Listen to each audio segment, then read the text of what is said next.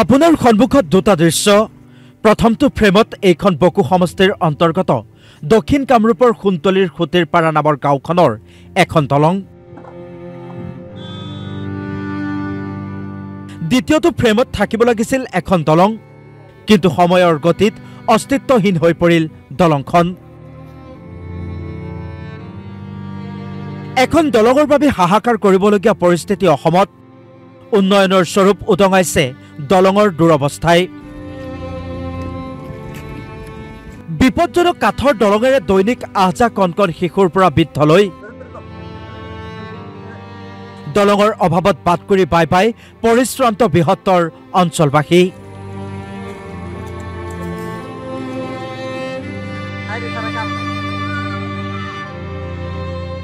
চৰকাৰী বিভাগৰ লগতে বিধায়ক নন্দিতা দাসৰ দায়িত্বহীনতা উদঙাইছে এই বিশেষ কাঠৰ দলংখনে। দক্ষিণ কামৰূপৰ সোণতলীৰ খুটিৰপাৰৰ ENT মাথাউৰিৰ পৰা ৰঙাপানী সংযোগী পথত আছে এই বিপদসংকুল কাঠৰ দলংখন। মৰণ ফাণ্ড সদৃশ দলংখনেৰে দৈনিক যাতায়াত কৰে কণকণ শিক্ষাৰ্থী তথা শ শ ৰাইজে। জৰাজীৰ্ণ দলংখনৰ বাবে অঞ্চলটোৰ ৰাইজ বঞ্চিত হ'বলগীয়া হৈছে জৰুৰীকালীন স্বাস্থ্যসেৱা তথা আন আন সা সুবিধাৰ পৰা। বিপদত পৰিবলগীয়া হৈছে গৰ্ভৱতী মহিলা তথা সংকটজনক ৰোগী। তথাপিও দলংখন উন্নতিকৰণৰ বাবে নাই কোনো আনুষ্ঠানিক উদ্যোগ। এতিয়া মানুহ ছাগলী এটা পাৰ হ'ব নোৱাৰে, মানুহটো দূৰৰ কথা। আমাৰ খুটিৰপাৰা অঞ্চলৰ চৌধুৰীপাম অঞ্চলৰ ছাত্ৰ ছাত্ৰীসকল ৰাঙাপানী ইছমাইল হুছেইন হাইস্কুলত যাবলগীয়া ছাত্ৰ ছাত্ৰীসকলৰ যথেষ্ট কষ্ট হৈছে। তলেদি পানী কাপোৰ তিয়াই যাব লগা হৈছে। আমাৰ মানুহখিনি অহা যোৱা কৰোঁতে তলেদি পানী আছে, তথাপিও গামোচা পিন্ধি পিন্ধি মানুহখিনি পাৰ হৈ আছে। খুব ভয় লগা অৱস্থা হৈছে। মাজে সময়ে অচিনাকি মানুহ আহি বাগৰি বাগৰি পৰে, আমি ঘৰৰ পৰা দৌৰি আহি সিহঁতক উদ্ধাৰ কৰিব লগা হৈছে। এনেকুৱা ঘটনাও ঘটিছে। সেয়ে আমাৰ এই জীৱন মৰণৰ যিটো দলং, এই দলংটো গুচাই দি আমাক এখন পকী দলঙৰ ব্যৱস্থা কৰি দিব লাগে। জামুগুৰিহাটৰ পানপুৰৰ ঘিলাধাৰী নদীৰ ওপৰতো অভাৱ এখন দলঙৰ।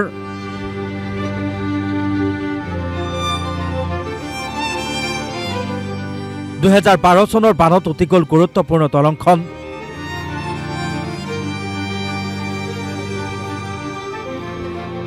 বৃহত্তৰ এলেকাৰ ৰাইজক জীয়াতো ভুঞ্জাই কাণ সাৰাই প্ৰশাসনৰ। 13 বছৰতো দলং পুনৰ নিৰ্মাণৰ নাই কোনো তৎপৰতা।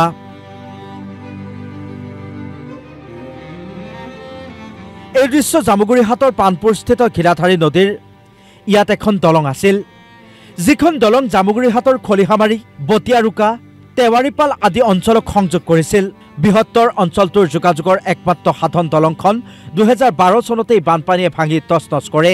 তাৰ পাছত আজিকোপতি দলংখন নিৰ্মাণ নকৰিলে বিভাগীয় কৰ্তৃপক্ষই। পানপুৰৰ পৰা বিশ্বনাথ ঘাটলৈকে কাজিৰঙা ষষ্ঠ সংযোজনৰ কাষেৰে যোৱা এটা পথকো সংযোগ কৰিছে এই দলংখনে।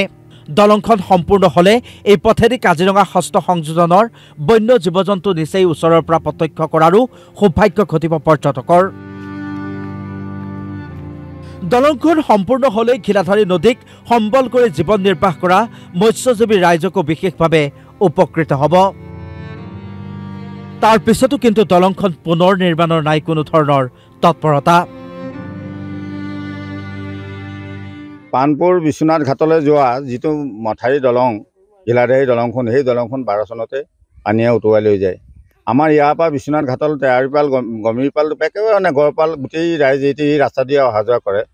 ইয়াত অনেক মানুহ হাতী গড় চাবলৈ কাৰণে তেওৱাৰীপাল, গড়পালেদি ঘূৰি আহিবলগীয়া হয়। এই দলংখন বনাই দিলে আমাৰ ৰাইজে এতেদি গৈ পৰ্যটকো আহি পেলাই এইফালেদি গৈ জনোৱাৰ চাবৰ কাৰণে বহুত সুবিধাজনক হয়।